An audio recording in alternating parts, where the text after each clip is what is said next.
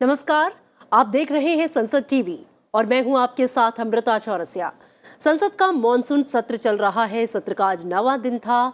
संसद के दोनों सदनों में कामकाज के लिहाज से क्या रहा खास, देखिए संसद की कार्यवाही से जुड़ी हर खबर संसद टीवी के खास कार्यक्रम सदन दिन भर में। लेकिन सबसे पहले बात सुर्खियों की।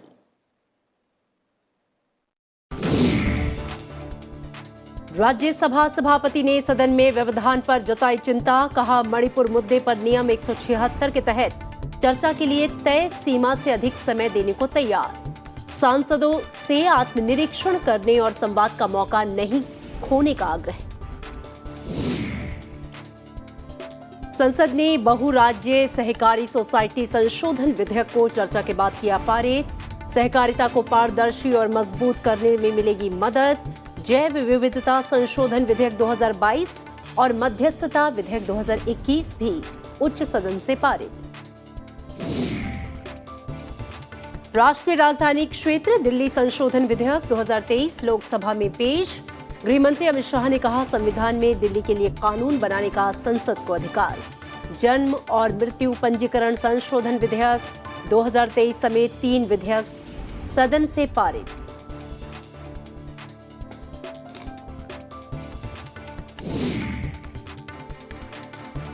और आइए सदन दिन भर में सबसे पहले बात लोकसभा की कार्यवाही से जुड़ी खबरों की।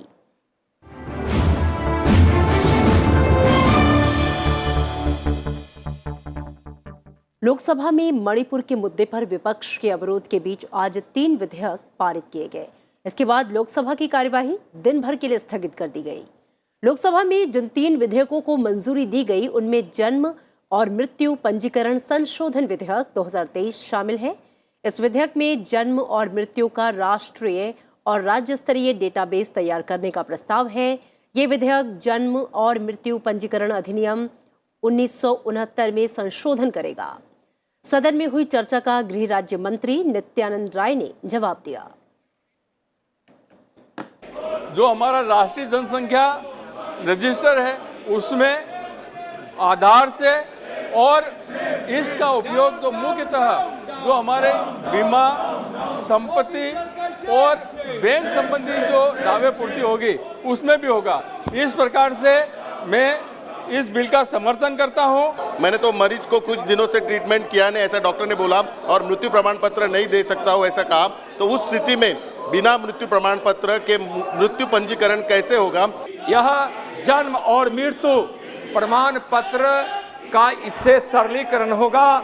महोदय, पहले फिजिकल रजिस्टर में यह दर्ज होता था, अब इसका डिजिटल डेटाबेस बनेगा, जिससे बहुत ही किसी को भी जरूरत पड़ेगी अपने जन्म प्रमाण पत्र के या किसी के मृत्यु के पश्चात उसके परिवार वालों को या किसी को भी मृत्यु प्रमाण पत्र की जरूरत होगी तो वह जहां रहेगा बहुत ही सरलता से उसको उपलब्ध हो जाएगा। महोदय, यह जन्म प्रमाण पत्र को, इसके रजिस्ट्रेशन के पश्चात जो जन्म प्रमाण पत्र मिलेगा 7 दिनों के अंदर, जब सूचना प्राप्त होगी उसके 7 दिनों के अंदर उसको प्रमाण पत्र उपलब्ध करा देना है, ऐसी व्यवस्था की गई है। निचले सदन ने अपतट क्षेत्र खनिज विकास और विनियमन संशोधन विधेयक 2023 पारित कर दिया, जिसके माध्यम से 2002 के अधिनियम में संशोधन करने का प्रस्ताव किया गया। कोयला और खान मंत्री प्रहलाद जोशी ने विधेयक पर सदन में हुई संक्षिप्त चर्चा का जवाब दिया, जिसके बाद सदन ने ध्वनिमत से इसे मंजूरी दी। आने वाले दिनों में हमारे देश में जो 8000 किलोमीटर समुद्र तट है और उसमें भी 2000 स्क्वायर किलोमीटर ऐसे क्षेत्र है जहां पर राजस्व बड़े पैमाने पे देश को मिलने वाला है। ये बिल पास होने के बाद बड़े पैमाने पे लोगों को रोजगार मिलेगा। 79 million tons of heavy materials and minerals are available according to the Geological Survey of India in India, and this is in Odisha, in Andhra Pradesh, Kerala, Tamil Nadu, Maharashtra. So therefore for all these states this bill is of vital importance. This is therefore for the first time that the central government is opening up the country's vast mineral bearing offshore areas, and we are grateful to the Honorable Minister. He's been a progressive minister. I am very grateful to him, Mr. Joshi, for having opened up the offshore areas the way you have.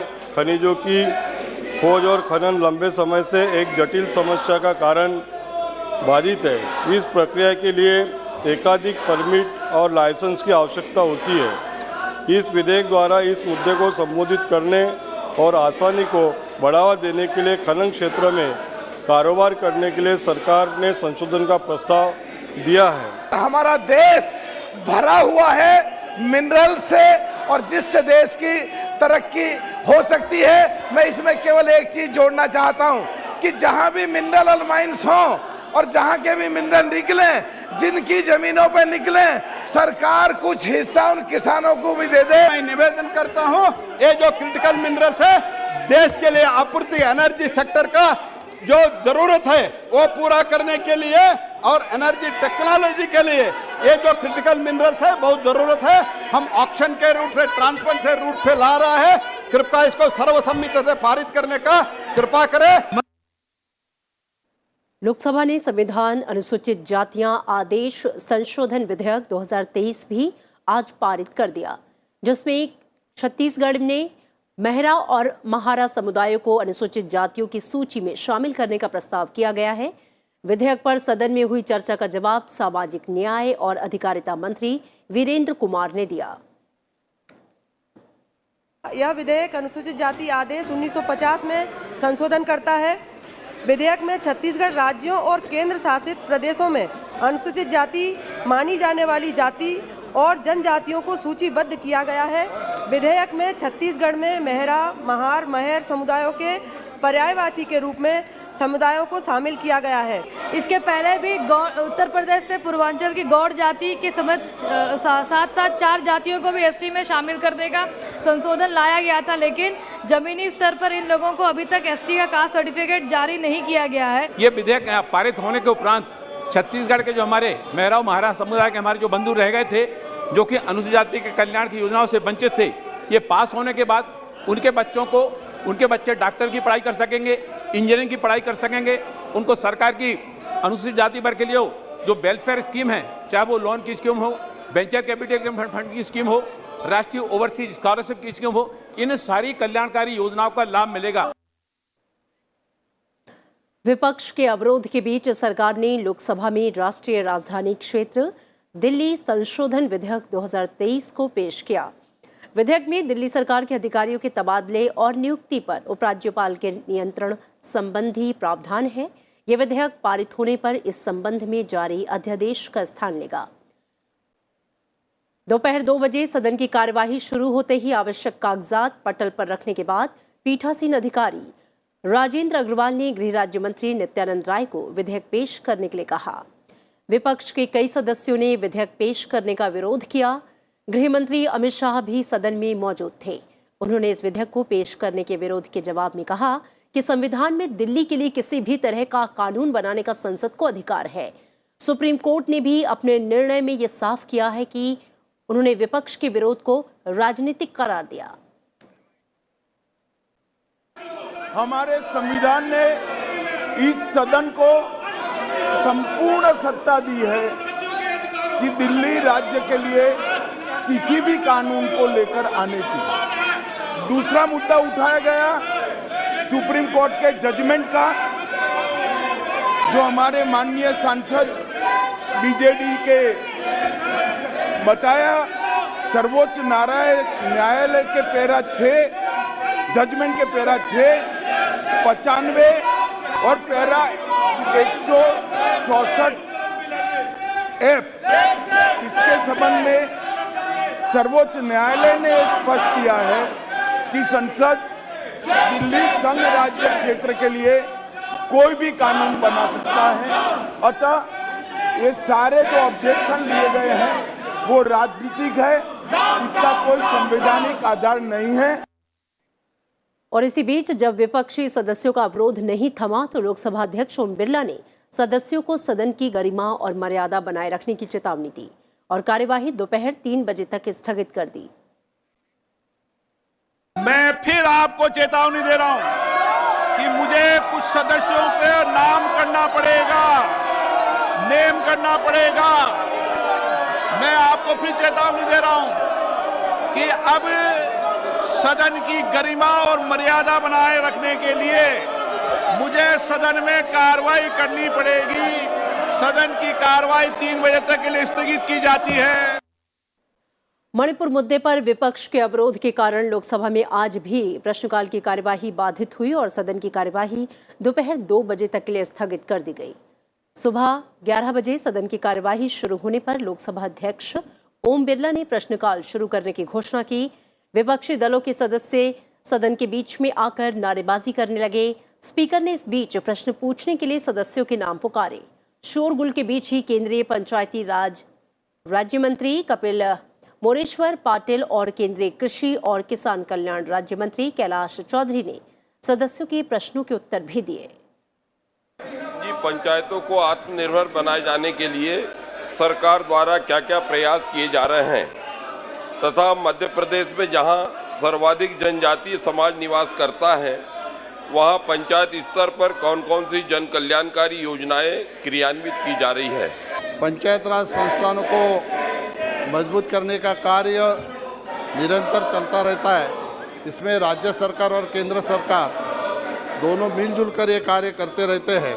हमारे मंत्रालय के माध्यम से केंद्रीय वित्त आयोग और संशोधित राष्ट्रीय ग्राम स्वराज अभियान के माध्यम से पंचायतों को सक्षम करने के लिए पंचायत राज मंत्रालय राज्यों के साथ मिलकर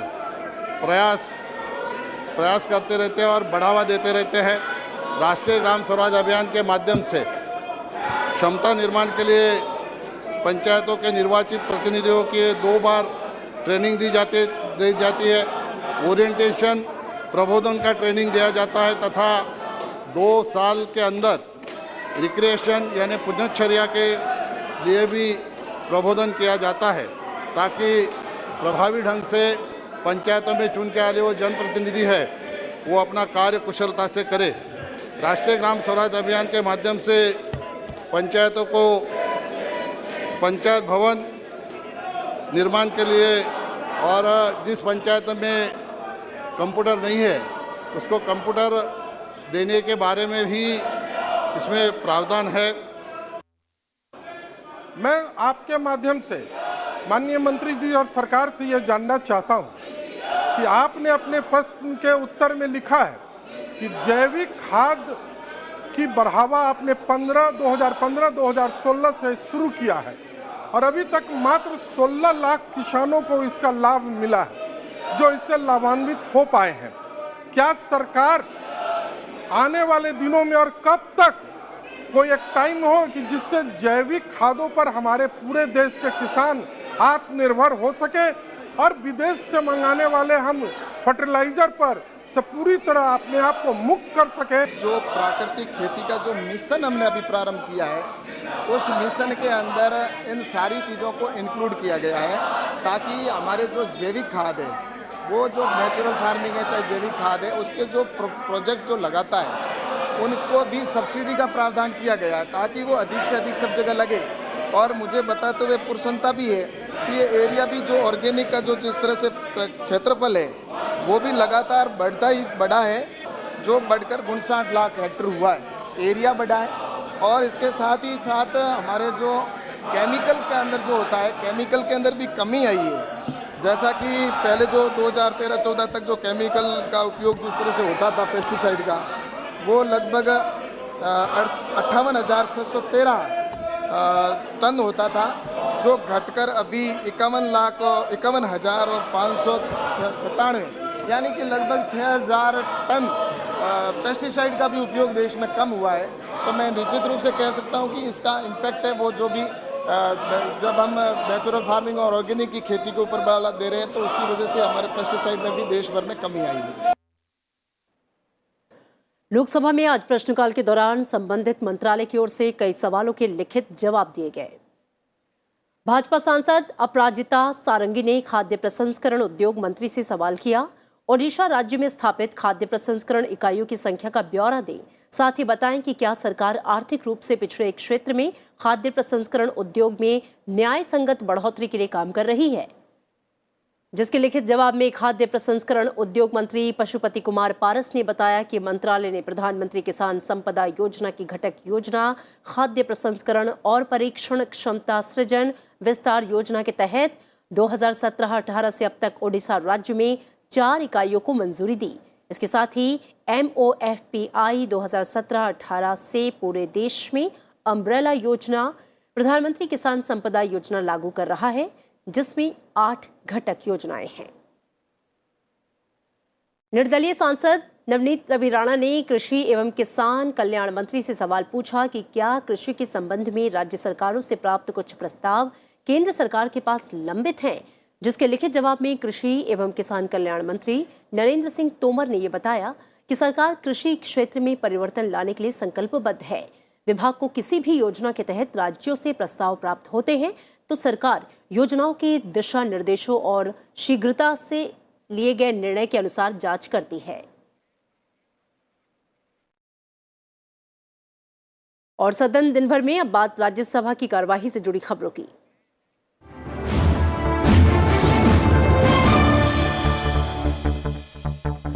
राज्यसभा ने आज 3 विधेयक पारित हुए और 2 विधेयक पेश किए गए। बहुराज्य सहकारी सोसाइटी संशोधन विधेयक को विपक्ष के वॉकआउट के बीच ध्वनिमत से पारित किया गया। विधेयक का मकसद सहकारी संस्थाओं में कामकाज को प्रभावी और पारदर्शी बनाना है।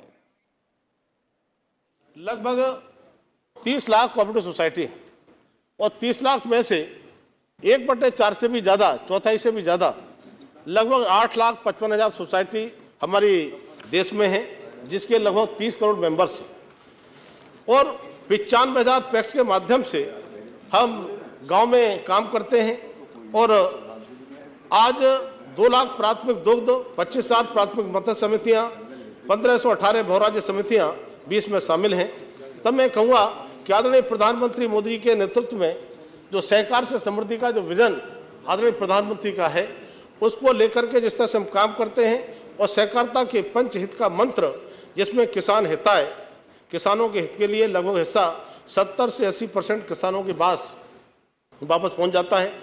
दूसरा है हमारा उपभोक्ता हिताय, निम्न मध्यम वर्ग और मध्यम वर्ग को योग्य दाम पर उत्पादन की प्राप्ति भी हम कराने का काम करते हैं। तीसरा आर्थिक हिताय, चौथा पशु हिताय और फिर 5वां मानवता हिताय। इन सब कामों को काम करते करते हम कह सकते हैं कि 60 से 65% जनसंख्या जो गांव में बसती है और गांव की अर्थव्यवस्था मुख्यतः कृषि पर आधारित रहती है। मोदी जी ने सहकार से समृद्धि के तत्व को अपनाकर ग्रामीण अर्थव्यवस्था को डाइवर्सिफाई करने का निर्णय लिया है। जैव विविधता संबंधी प्रावधानों के उल्लंघन का गैर अपराधीकरण करने वाला जैव विविधता संशोधन विधेयक 2023 राज्यसभा में ध्वनिमत से पारित कर दिया गया। इसके साथ ही इस पर संसद की मुहर लग गई। लोकसभा इस विधेयक को पहले ही पारित कर चुकी है। This present amendment, I think that we are providing more mechanism, especially to our tribal people or local people. They have a vast knowledge of this tradition, and especially we want to promote Ayush and Ayurveda, and for that purpose we amend this present Biological Diversity Act to achieve this object. That's the reason with this present amendment we are simplifying and streamline the reduced complaint burden and encourage conducive environment for collaborative and research and investment. Rajya Sabha ने मध्यस्थता कानून में संशोधन से संबंधित विधेयक को ध्वनिमत से पारित कर दिया। विधि और न्याय मंत्री अर्जुन राम मेघवाल ने इस विधेयक को आज सदन में पेश किया। इस पर हुई अल्पकालिक चर्चा के बाद सदन ने इसे संशोधन के साथ ध्वनिमत से पारित किया। कमेटी के अधिकांश अच्छे सुझावों को हमने बिल में माना है। मैं एक और निवेदन आपको करना चाहता हूं कि हम ऐसा नहीं है कि मीडिएशन हम कर नहीं रहे थे। सीपीसी का जो सेक्शन 89 है उसके तहत ये काम होते थे, मीडिएशन सेंटर कोर्ट में बने हुए थे, लेकिन इसमें तेजी नहीं थी और एक लीगल फ्रेमवर्क नहीं होने से इसका कोई लीगल आधार नहीं था। इसलिए लोग कहते थे मीडिएशन करें क्या फायदा, कोई मानेगा कि नहीं मानेगा। इसलिए इसकी मीडिएशन एक्ट की जरूरत थी, जो मैं लेकर के आपके मध्य आया हूं। बहुत से ऐसे विवाद जिसका राकेश सिन्हा जी जिक्र कर रहे थे कि हमने मीडिएशन के माध्यम से सुलझाए, जैसे असम नागालैंड सीमा विवाद है। दोपहर 2 बजे सदन की कार्यवाही शुरू होने पर सभापति जगदीप धनखड़ ने कहा कि वो नियम 176 के तहत मणिपुर मुद्दे पर अल्पकालिक चर्चा के से पहले ही सहमत हो चुके हैं। उन्होंने विपक्ष को ये याद दिलाया कि उन्होंने नियम के तहत बहस के लिए 2.5 घंटे की सीमा से ज्यादा समय देने के लिए वो तैयार थे। Are we to be part of this august house and ensure that it gets into the domain of irrelevance? If we don't debate, if we don't discuss, we don't deliberate, trust me, things will be debated elsewhere. Manipur is a case in point. I took no time in exceeding my consent to the notice under 176 on Manipur issues. Leader of the House immediately said, we agree for a discussion. I fixed date, I fixed time, I got issued a supplementary list of business. I indicated to the leaders in my meeting that 2.5 hours is a limitation which I would relax. And I will not have an upper limit of time. We will discuss and deliberate Manipur for as much time as the honorable members want. That opportunity was not availed. It defies common sense, logic, rational. We want to do it under 267. In the process, they want me to revisit my decision, which I had declined on a number of occasions. So, honorable members, will continue with legislative business, but do please use your good offices. Reach out to your friends. Reach out to anyone who cares for Indian democracy. And let us have an ecosystem whereby everyone can make contribution. I am pained and surprised every morning when members who occupy public space make no substantive contribution here. दोपहर 12 बजे प्रश्नकाल शुरू होते ही कांग्रेस समेत विपक्षी दलों के सदस्यों ने मणिपुर के मामले में अवरोध शुरू कर दिया। सभापति ने शोर शराबे के बीच प्रश्नकाल की कार्यवाही जारी रखी। सभापति जगदीप धनखड़ ने विपक्षी सदस्यों के प्रश्न पूछने के लिए अनुपस्थित रहने पर नाराजगी जताई। Honorable members, question hour is the heart of parliamentary democracy. It allows the person asking the question a rare opportunity to generate information, accountability of the executive. It has been most unfortunate that some of the members who asked the question, they were lucky in the ballot, starred questions were listed, and they failed to avail the opportunity of asking the question. They need to reflect and introspect whether such an approach is justice to their duty. Do they regard public welfare the way they should? Having taken oath of the Constitution, if we fail to live up to the aspirations and expectations of the people, we are not in the right frame of performance of our duties. Sri Dheeraj Prasad Sahu, he asked a question, important one, was not present. Sri Raghav Chadha was not present. Sri Shakti Singh Gohil was not present. Dr. V. Shivdasan was not present. Sri Imran Pratapgadi was not present. Sri Harbhajan Singh was not present. That being the situation, it is time for us to think, converge on a point of view, show our commitment with directional approach so that we perform well. This was a day, I can tell you, honorable members, the response of the honorable ministers was very exhaustive. And the supplementaries that were asked were very searching. And they gave a lot of input also to the honorable ministers and the government. I would therefore appeal to all of you outside the house, talk to your friends on the other side, generate an ecosystem so that we make question hour really fructifying for the man in the last row who is thinking that this august house, the upper house, the House of Elders, has a capacity to change their lives. We must spend every second of the time made available to us at huge expense of public exchequer in favor of the common man.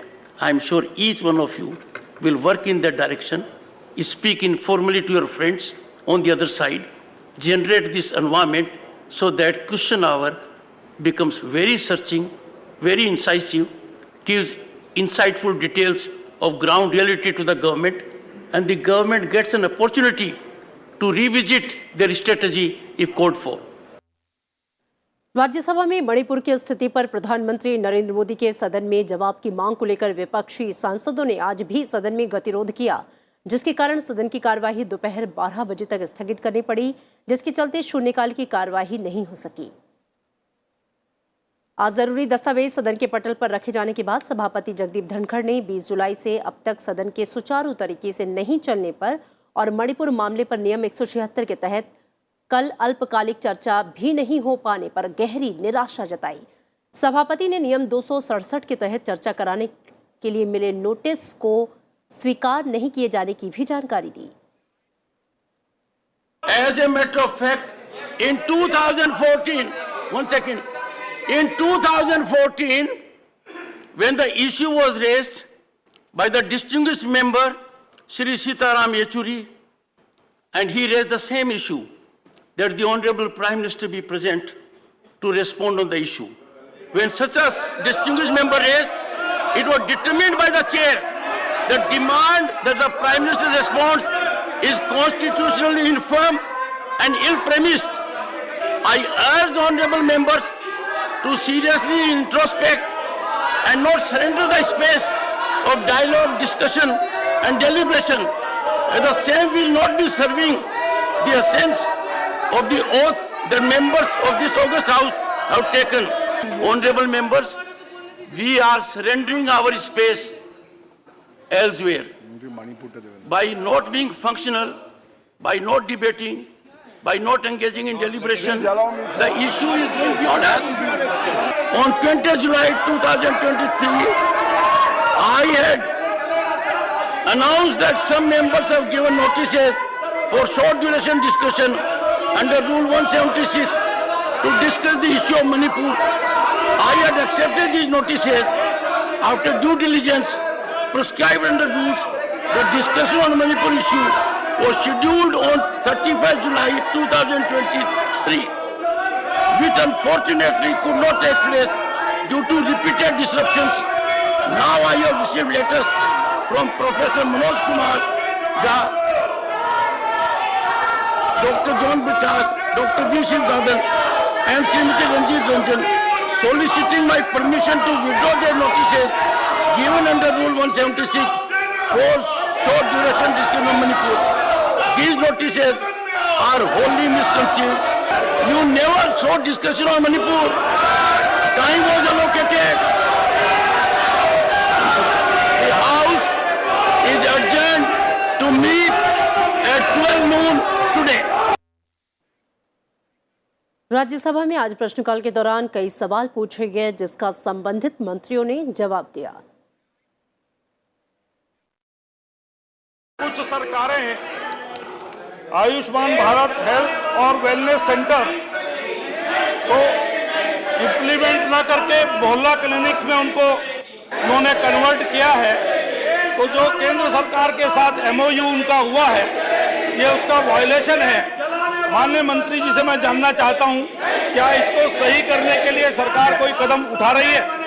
Respective state government वो उनका supervision भी करता है और उनका monitoring भी करता है, और ये जो PPP मोड में जो अरेंजमेंट रहती है पब्लिक प्राइवेट पार्टनरशिप पे, इंक्लूडिंग आइडेंटिफिकेशन ऑफ सर्विसेज हो या प्राइवेट पार्टनर्स हो या टर्म्स ऑफ एंगेजमेंट या पेमेंट, ये सभी सर हमारी जो स्टेट गवर्नमेंट होती है उनके अंडर आता है, और वो सभी हेल्थ केयर सिस्टम को हम स्ट्रेंथन करने के लिए चलाते हैं। Separate targets being stipulated for wind and hydro, which cannot be offset from other RPO procurement. The state of Orissa is forced to procure additional renewable capacity under these categories only to meet the individual wind and hydro purchase. we have actually made 85% of the obligation fungible. That means 85% of the obligation can be met from any renewable. It's only 15% which has been reserved for hydro and wind, because these are two technologies which are necessary for balancing and which are slightly more expensive than solar.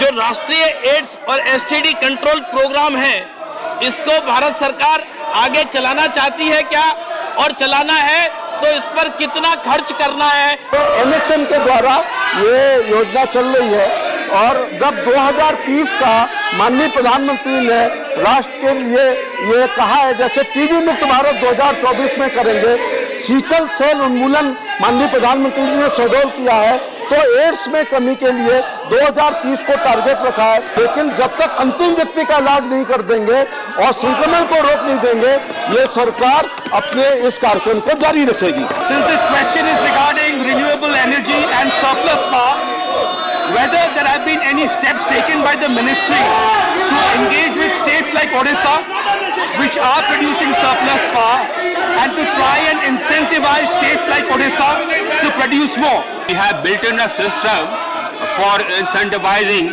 those states which install surplus renewable energy capacity, which means renewable energy capacity beyond their mandate under the renewable purchase obligation.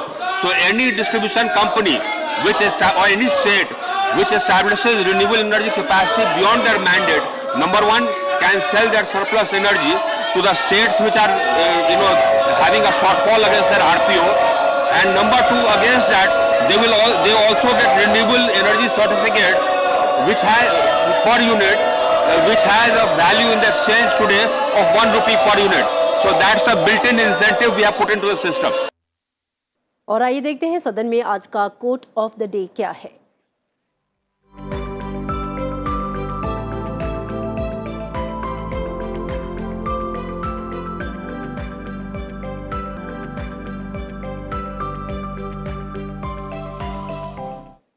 कार्यक्रम सदन दिन भर में आज के लिए इतना ही। दीजिए इजाजत, नमस्कार।